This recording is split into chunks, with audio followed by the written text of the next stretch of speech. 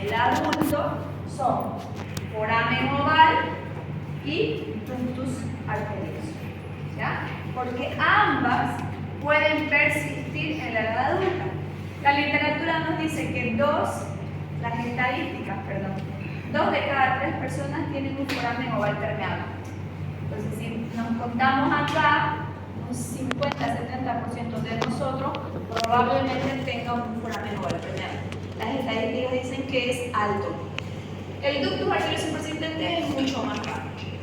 1 por 1000 nacidos, 1 por 1000 o 1500 nacidos vivos del ductus arterioso persistente.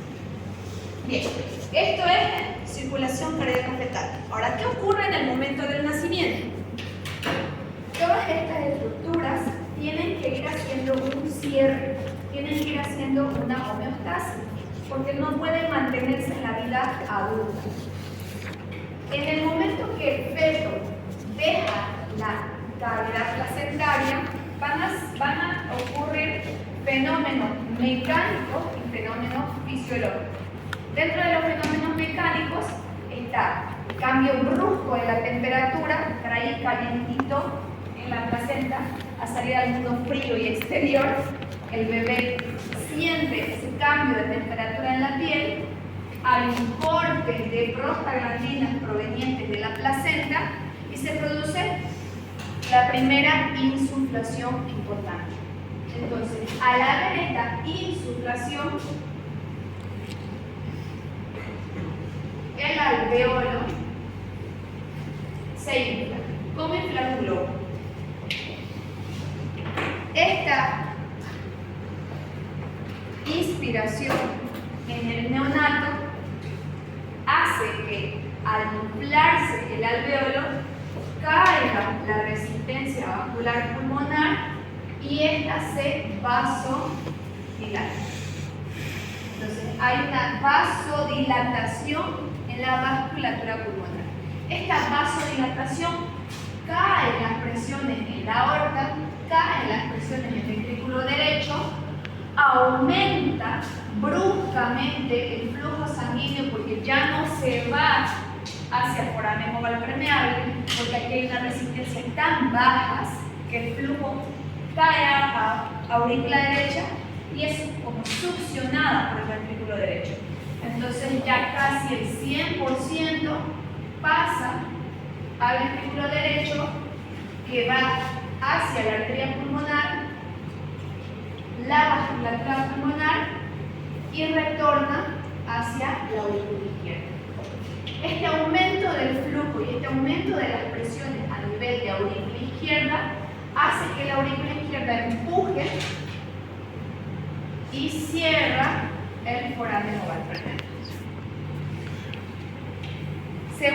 En un segundo tiempo, la caída de las prostaglandinas provenientes de la placenta va a ser el fenómeno de cierre primero funcional. ¿Qué quiere decir cierre funcional? Que la estructura está abierta, pero que no hay pasaje de flujo ni de aorta hacia pulmonar, ni de pulmonar hacia aorta. Primero se produce un cierre funcional y con el paso de los meses, años, se produce un cierre anatómico. El ductus arterioso persistente en el adulto puede causar hiperflujo pulmonar en el caso de que no haya un cierre adecuado. Vamos, esas son las primeras 2 cardiopatías congénitas a modo de repaso de circulación cardíaca fetal.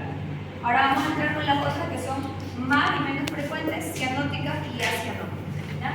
¿Alguna duda, alguna pregunta? No les voy a preguntar circulación cardíaca fetal en el examen, pero es bueno que lo recuerden. ¿Ya?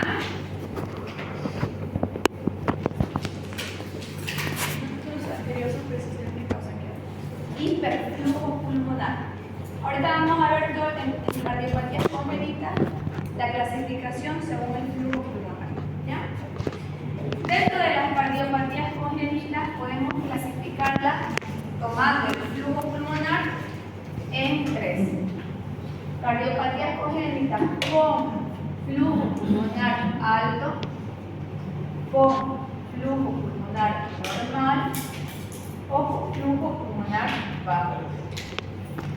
¿De acuerdo? Otra clasificación de las cardiopatías congénitas puede ser en cardiopatías congénitas cianóticas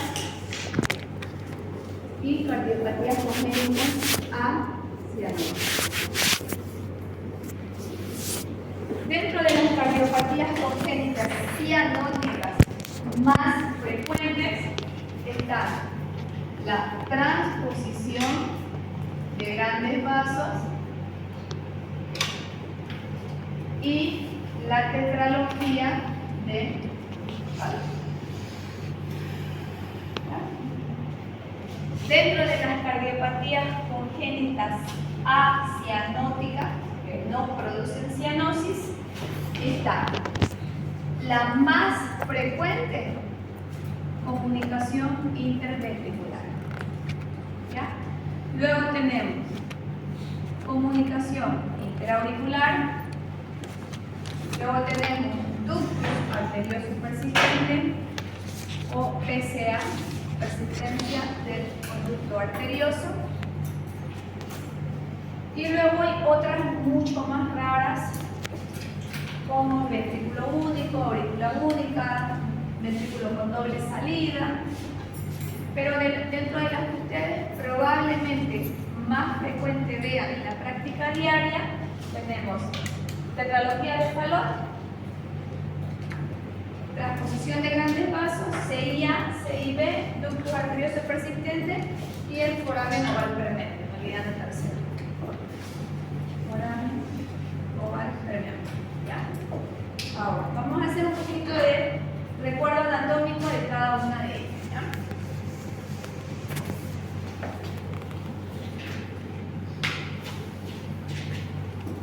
¿Ya? El ductus arterioso y el foramen oval permeable ya lo vimos.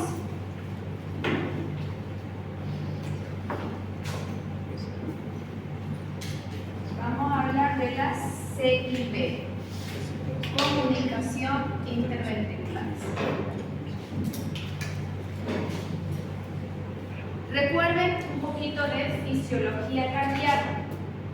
Las cavidades derechas, tanto aurícula derecha como aurícula izquierda, son cavidades de presiones bajas. Las cavidades izquierdas son cámaras con presiones altas. Entonces, dentro de las cardiopatías congénitas, siempre que haya un shunt, un cortocircuito, una anomalía anatómica, el flujo sanguíneo siempre va a ir de una cavidad que tenga mayor presión a una que tenga menor presión. Entonces, si yo tengo una comunicación acá, una CIB perimembranosa, va a ir de izquierda a derecha. Dentro de las comunicaciones perimembranosas tenemos varios tipos, como las supracristales, las de válvula aórtica, la infundibular, ¿ya? Que esas generalmente se las ve en ecocardiograma. Cuando vemos la válvula aórtica podemos ver el flujo sanguíneo en alguno de estos extremos. Esas son las perimembranosas, que son las más frecuentes. Otras más raras, ¿por qué se llaman perimembranosas? El septum interventricular se divide, se divide en una porción muscular y una porción membranosa. Estas CIB perimembranosas son las que se ubican acá.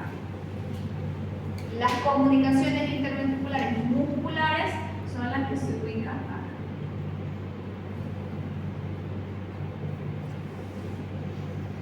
Las CIB musculares son mucho más difíciles de reparar anatómicamente hablando, porque son como, imagínense un queso que tiene huequitos, ¿no? cualquier queso hace burbuja y hace hueco. Estas comunicaciones interventriculares abre el cirujano el corazón y no logra visualizar a veces cuando son muy pequeños. Las CIB musculares cierran espontáneamente en el 90% de los casos. Por eso hay muchos bebés que nacen con comunicaciones interventriculares, lo revisan, le hacen eco, lo diagnostican y le dicen a la madre, no se preocupe, cuando crezca va a cerrar. El 90% de las veces es así.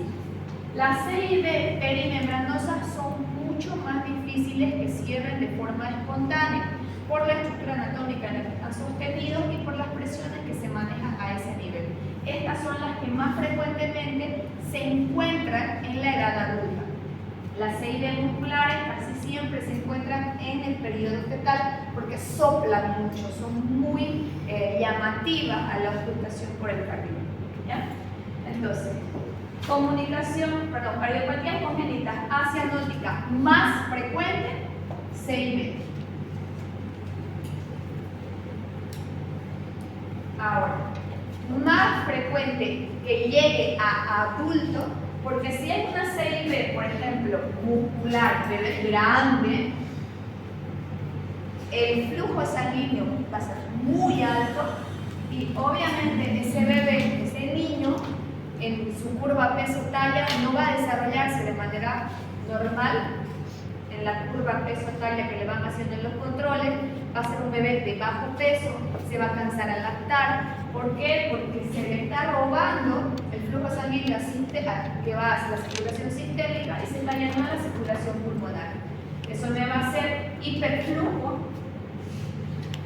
cardiopatías congénitas con flujo pulmonar alto, flujo pulmonar bajo y flujo pulmonar normal.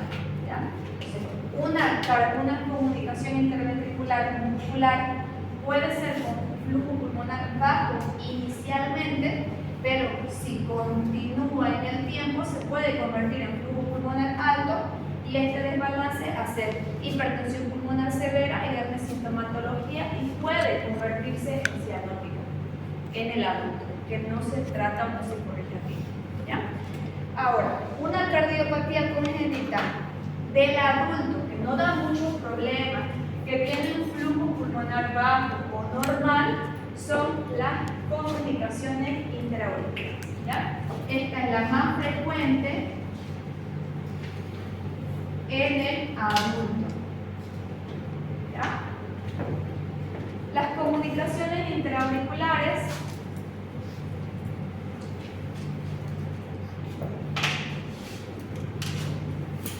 dentro de las más frecuentes está la CIA tipo Ostium Secundum, CIA Ostium Primum y CIA tipo seno venoso.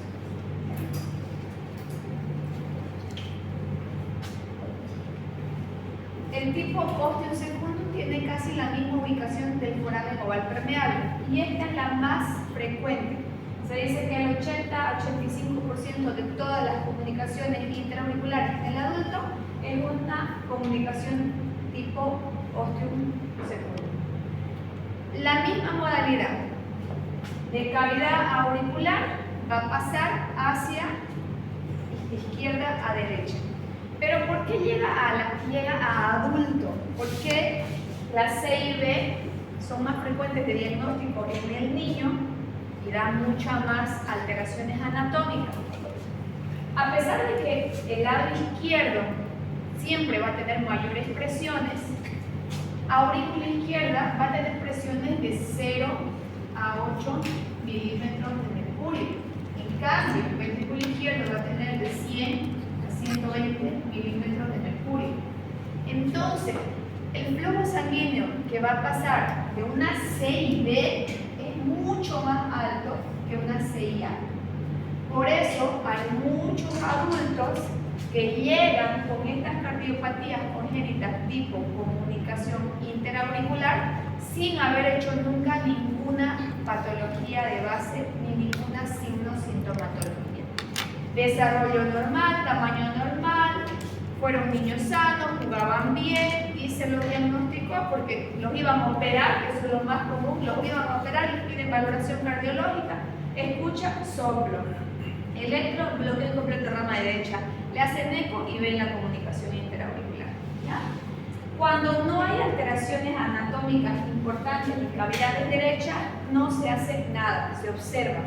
Hasta que ya se empieza a ver cambios en el lado derecho, recién se manda a cirugía. Porque siempre toda cirugía cardíaca conlleva un riesgo alto de mortalidad. Entonces, operamos cuando es estrictamente necesario. ¿Ya? El foramen oval permeable ya lo vimos, la persistencia del arterioso ya lo vimos. Ahora vamos a hablar de estas dos grandes que son las cardiopatías congénitas cianóticas. La cardiopatía congénita cianótica en menores de 1 año es la transposición de grandes vasos. Y en mayores de 1 año es la tetralogía de Fallot.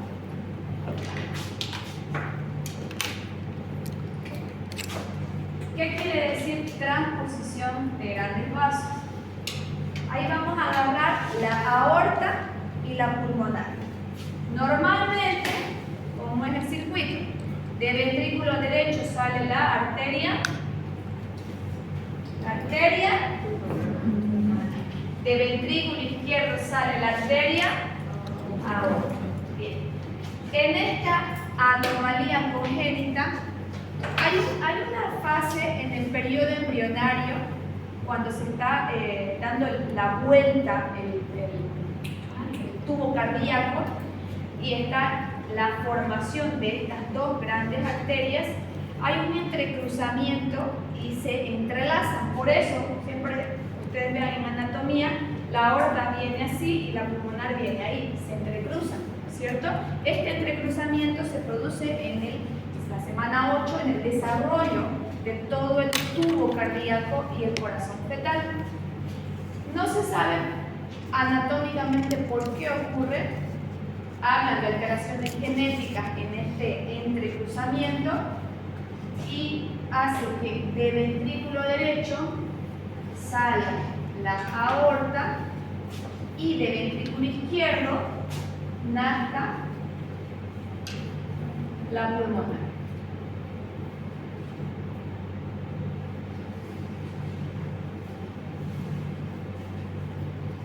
Todo el resto es normal, pero ¿qué está pasando?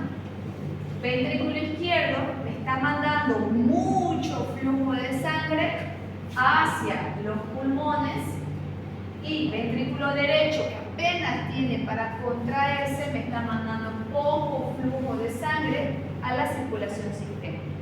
Entonces eso hace de que no haya una adecuada oxigenación y el feto, el bebé, el neonato recién nacido, es cianótico.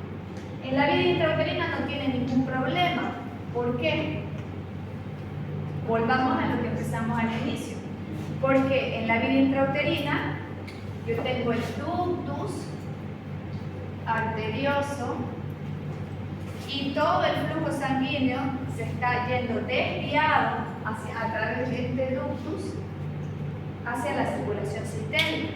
Entonces no hay un flujo pulmonar, no hay hiperflujo pulmonar. Por más que toda la sangre la estemos mandando a los pulmones, de los pulmones, de la arteria pulmonar se desvía hacia en realidad de la aorta hacia la pulmonar.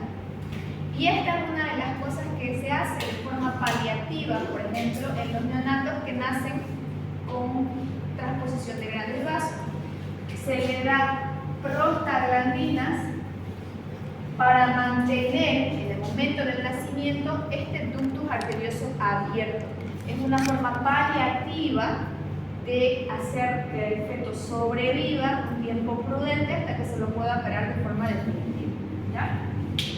Y la cirugía que se hace es la cirugía de Yatet, ¿ya? Que es como desviar, hacen un neovaso, una neoformación de un vaso para desviar el flujo sanguíneo sistémico pulmonar y llevarlo hacia la, perdón, de la aorta hacia la pulmonar, y así invierten la relación del flujo sanguíneo oxigenado hacia la circulación sistémica y sin oxígeno hacia la circulación pulmonar.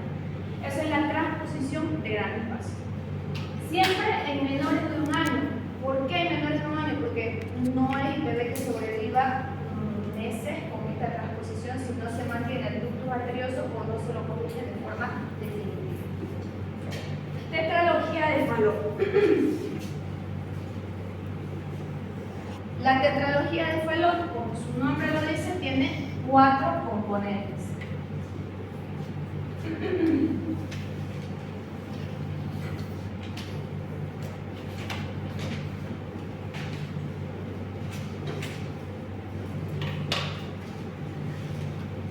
El primer componente de la tetralogía, en la tetralogía de Fallot vamos a agarrar igual el primer año de vida. En el primer año de vida solamente vamos a observar 3 de los 4 componentes característicos de la tetralogía de Fallot. Entonces, el primer componente es la estenosis pulmonar. Este es el primero, ¿ya? Estenosis pulmonar. El segundo componente es una comunicación interventricular. Y el tercer componente es lo que se llama el cabalgamiento de la aorta. Se los voy a dibujar aquí en parte. ¿Ya? Este es el septum interventricular. ¿Ya? Normalmente en el septum interventricular la aorta viene pegadita ahí. ¿Ya? Viene como este anclaje, ¿no es cierto?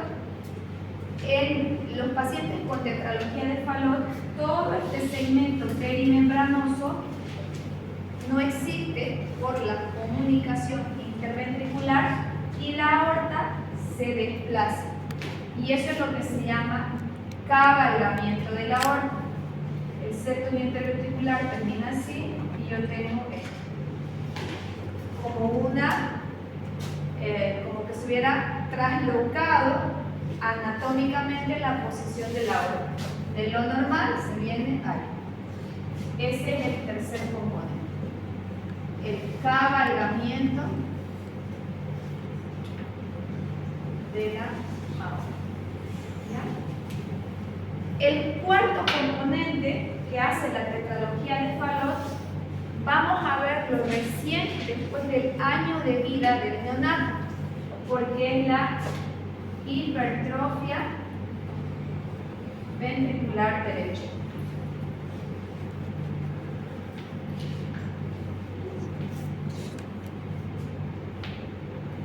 ¿Por qué se produce esta hipertrofia ventricular derecha? Principalmente los dos mecanismos son la estenosis pulmonar, flujo de sangre que le lleva, hace esfuerzo excesivo en atravesar, y a veces esta estenosis es tan importante que casi no atraviesa, y aparte que por la comunicación interventricular yo tengo un hiperflujo hacia el ventrículo derecho. Entonces esto es una cardiopatía congénita. Las cianóticas, tanto la transposición de gran paso como la tetralogía de Fallot, son cardiopatías congénitas de flujo pulmonar alto. Esto hace que sea imposible que llegue a esa unidad alveolo capilar la sangre para poder oxigenarse, y por ende el paciente con el pulso oxímetro y con el examen físico que ustedes lo hagan, lo van a ver a ese bebé cianótico, taquicárdico y taquipnéico. Pero en estos bebés o en estos pacientes, al tener una comunicación interventricular y a veces incluso persistencia del ducto arterioso porque se acompañan estas cardiopatías congénitas, toleran mucho más del año de vida. Por eso hay algunos que no van a presentar la cianosis recién hasta que yo tenga hipertrofia ventricular. Por eso en algunos libros todavía hay un paciente que le dicen de tetralogía de Fallot rosado cuando es menos del año de vida y azul cuando es más del año de vida. Hay tetralogía de Fallot que ustedes lo ven al niño, está rosadito, pero tiene tetralogía de Fallot, porque todavía no ha hecho esta hipertrofia articular derecha y este hiperflujo pulmonar. ¿Ya? Esto es un 30% de todas las cardiopatías congénitas que hay, pero son las más frecuentes, para que ustedes tengan conocimiento. Y muchas veces se los van a tocar en pediatría o en emergencias en relación a los adultos. ¿Ya? ¿Qué se hace? En tetralogía de Fallot, paliativos, ¿no? Lo mismo, puede ser cirugía de Yatene, puede ser persistencia de ductus arterioso. En la transfusión de brazo, eso sí tiene que ser correctivo. En la CIB va a depender siempre de si es perimembranosa o si es muscular. La comunicación intraauricular va a depender de la clínica del paciente. El foramen oval permeable no se hace nada, se medica antiagregantes plaquetarios y prevención. Y el ductus arterioso sí o sí tiene que cerrarse. Hay una última, que me olvidé nombrarla, que sí es frecuente, pueden pillarlo, que es la coartación aórtica. La última. Aorta, callado aórtico, y esta es aorta descendente. ¿Ya? La coartación aórtica quiere decir que en el segmento descendente tengo una constricción de la aorta. ¿Ya? La mayoría de las veces es la llaman postductal, posterior a donde estaba el ductus arterioso persistente.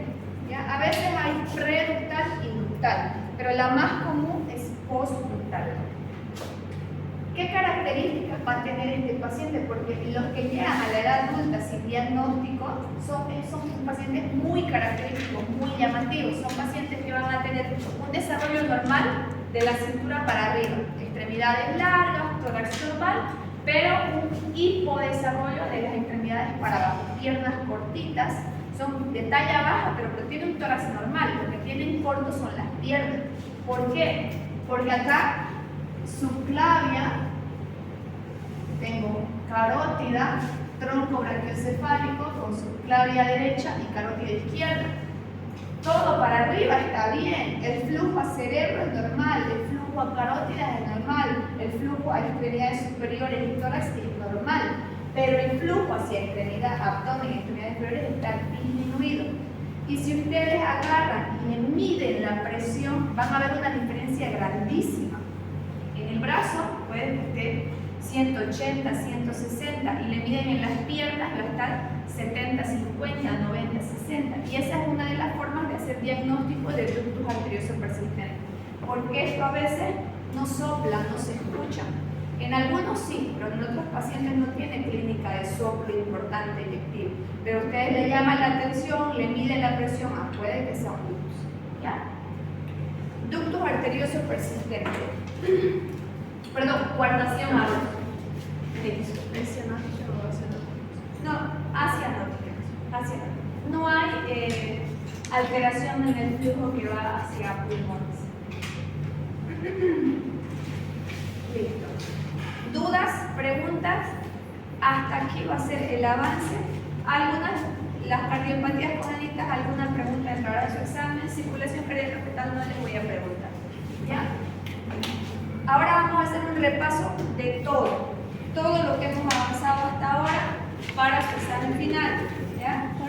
Más ayuda no se les puede. Depende de uno. Bien, el repaso nos vamos a centrar un poquito en fármacos, ¿ya?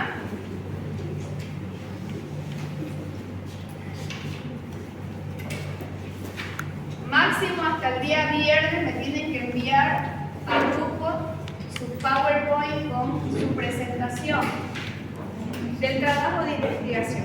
¿Ya? Ya lo terminaron todos, ¿no ven? Que cayó otorga, dice. Ese silencio es de culpabilidad. Ya. Vamos.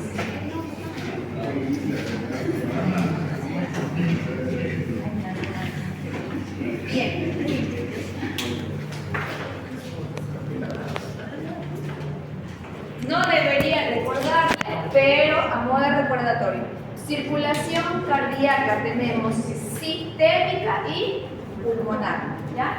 Circulación cardíaca pulmonar. El flujo llega de vena cava inferior, vena cava superior, pasa para válvula tricuspidia, pasa a ventrículo derecho y sale por la arteria pulmonar. De la arteria pulmonar, a través de las dos ramas, llega a la unidad alveolo capilar, donde gracias a la presión hidrostática sale CO2, ingresa oxígeno y pasamos a la arteriola. De la arteriola llega a través de las 4 venas pulmonares sangre rica en oxígeno hacia aurícula izquierda, válvula mitral, ventrículo izquierdo y aorta. El diagrama de Wiggers es una de las mejores formas de resumir y explicar la fisiología cardíaca. Se aplica tanto a cavidades izquierdas como a cavidades derechas, pero por práctica explicamos presiones y volúmenes de cavidades izquierdas. Aproximadamente un 60 a 70% del flujo que llega hacia aurícula izquierda va a pasar de forma pasiva, esa es la fase de llenado pasivo, de aurícula a ventrículo izquierdo. Luego de esta fase de llenado pasivo, en el que todas las células auriculares se están despolarizando para posterior contraerse, este periodo de tiempo de pausa para que se despolaricen es la diástasis. Entonces nosotros teníamos fase de llenado rápido, diástasis y luego venía contracción auricular. Fase de llenado rápido, 60 a 70% del flujo sanguíneo. Diástasis, periodo de tiempo que le da el corazón, el ventrículo izquierdo, para que esas aurículas se contraigan. Las aurículas se contraen y pasan el restante 30 a 40%. Y en ese momento yo estoy en fin de diástole, volumen de fin de diástole, aproximadamente 120 ml de sangre, ¿no? Si nos vamos a las gráficas, esta es la gráfica de volumen, esta es la gráfica de presión. En la gráfica de volumen, presiones casi no varían mucho, solamente en aurícula. En la fase de volumen es donde yo veo los mayores cambios, porque luego de la contracción me quedé con 60 a 70 ml de sangre dentro del ventrículo izquierdo, porque los ventrículos o las cavidades cardíacas nunca vacían su volumen por completo, siempre hay un remanente de sangre. Entonces tenía 60 a 70 ml, fase de llenado rápido, sube, diástasis se mantiene, contracción auricular, sube otro poco más y aquí otra vez tengo 120 ml de sangre y el ventrículo izquierdo está listo para contraerse. Ventrículo izquierdo se despolariza, en el momento que se está despolarizando y preparándose para la contracción, está llenándose por completo de ese volumen de sangre. Tengo el siguiente tiempo, que es la fase de contracción isovolumétrica. La fase de contracción isovolumétrica, el ventrículo izquierdo está aumentando las presiones, sube la presión. Acá estábamos 60, 70 milímetros de mercurio, 70, 75, 80, 90, 100 milímetros de mercurio de presión en ese ventrículo izquierdo, y se abre la válvula aórtica. Entonces, aprieta, aprieta, aprieta, aprieta hasta que abre la válvula aórtica. En el momento que se abre la válvula aórtica, se produce la fase eyectiva.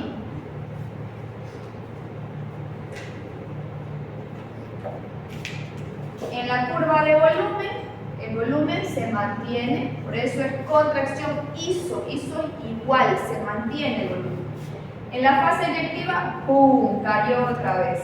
¿Por qué? Porque eyectó de 120 ml a más del 50%, es normal, entonces por acá sale 70 ml de sangre, que sería un 55% de fracción de eyección si yo lo mido en ecocardiografía, por ejemplo, y este momento se llama volumen de fin de sístole. Y nuevamente hemos bajado a 60 ml de sangre, 70 aproximadamente.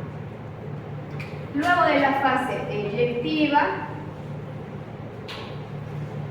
el ventrículo izquierdo está en volumen de fin de sístole, pero con presiones aún altas. Está acá, está todavía arriba, presiones altas, pero ya sin volumen. Este ventrículo izquierdo tiene que relajarse para que se abra la válvula mitral y empezar el circuito nuevamente. Esta fase es la fase de relajación isovolumétrica. Lo mismo, el ventrículo izquierdo va cayendo en las presiones, pero el volumen se mantiene igual. Y de acá volvemos a este punto y continuamos. Esto en cada latido.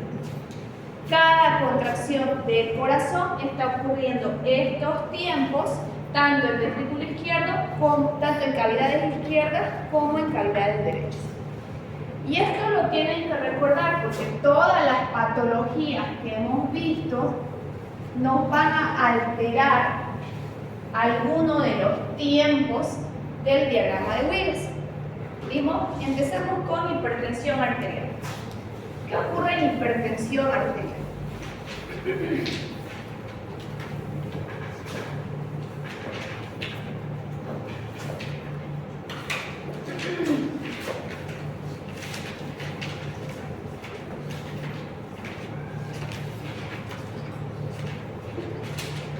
La hipertensión arterial está dada principalmente por dos componentes.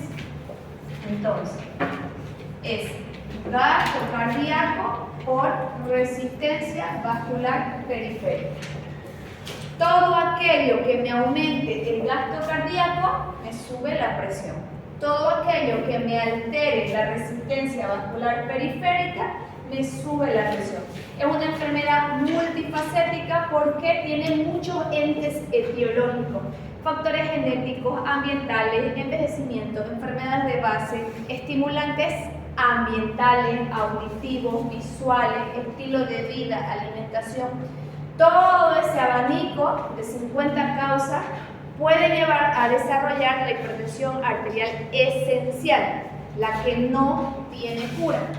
Otra es la hipertensión arterial secundaria, que puede ser un tumor de glándula suprarrenal, hipertiroidismo, enfermedades inmunitarias como lupus, artritis reumatoidea u otras enfermedades de hipertensión, cuadros sépticos o de septicemia. La hipertensión arterial esencial nos vamos a centrar en tratar de modificar algunos de los componentes: volumen, eje renina-angiotensina-aldosterona, sistema nervioso simpático, vasodilatadores, y estos medicamentos nos van a ayudar a bajar la presión. Si yo tengo un aumento del gasto cardíaco, por ejemplo, puede ser paciente obeso, dislipémico, que le gusta consumir mucho alto, su alimentación está basada en alto contenido en sodio, en un aumento del gasto cardíaco y una resistencia vascular periférica. Si encima tal vez tiene hábito tabáquico, tengo vasoconstricción, aumento de la resistencia vascular periférica. Retiene volumen, aumenta el gasto cardíaco, aumenta la presión. Entonces son múltiples los factores que nos van a llevar a desarrollar hipertensión arterial. Aumenta el gasto cardíaco, aumenta volumen, que llega a caídas izquierdas y por ende aumenta la presión. Tengo vasoconstricción, una estimulación, exceso de estimulación del eje renina-angiotensina-aldosterona, aumenta la resistencia vascular periférica, aumenta la presión. Es por eso que tenemos todos estos fármacos o este abanico de fármacos que podemos utilizar para bajar gasto cardíaco, bajar resistencia vascular periférica y por ende bajar la presión. ¿Ya? Dentro de los medicamentos que vimos para hipertensión arterial, que algunas familias se comparten en insuficiencia cardíaca, de primera elección son los IECA o ARA-2. IECA o ARA-2. Esto en personas mayores de 55 años o pacientes renales, son de primera elección. Mayores de 55 años, pacientes renales, IECA ARA-2. IECA, enalapril, lisinopril, captopril, ramipril, ARA-2, losartán, telmisartán, candesartán, valsartán, irbesartán y todos los que terminan en sartán. Precauciones: función renal,